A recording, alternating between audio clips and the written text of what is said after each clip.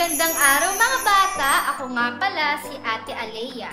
At ngayon, tayo ay magbabasa ng kwentong... Handa na ba kayo? Kung ganon, magsimula na tayo. Ang aso sa lungga. May isang asong gutom na naglalakad sa kalsada. Habang naglalakad, ibinubulong niya sa sarili na kailangan niyang makakita ng isang lunggang puno ng pagkain. Nang makakita siya ng lungga sa dulo ng kalsada, agad siyang pumasok dito. Kumain siya hanggang mabusog, pero kahit busog na siya, kumain pa rin siya at inubos niya lahat ng pagkain sa loob ng lungga. Sa kanyang kabusugan, halos pumutok ang malaki niyang tiyan.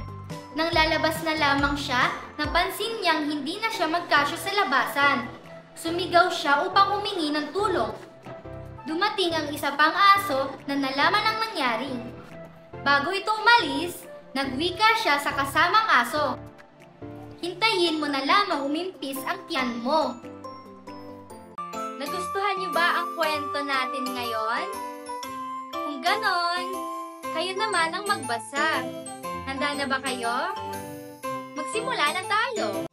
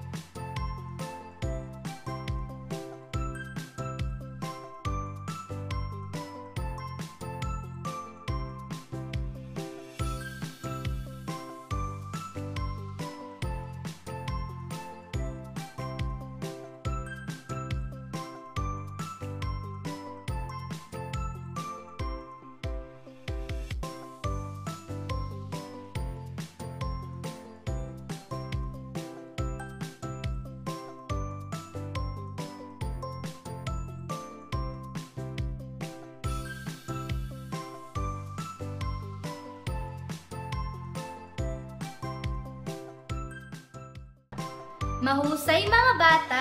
Nagustuhan niyo ba ang kwento ngayon? Magaling! At napakahusay niyong magbasa.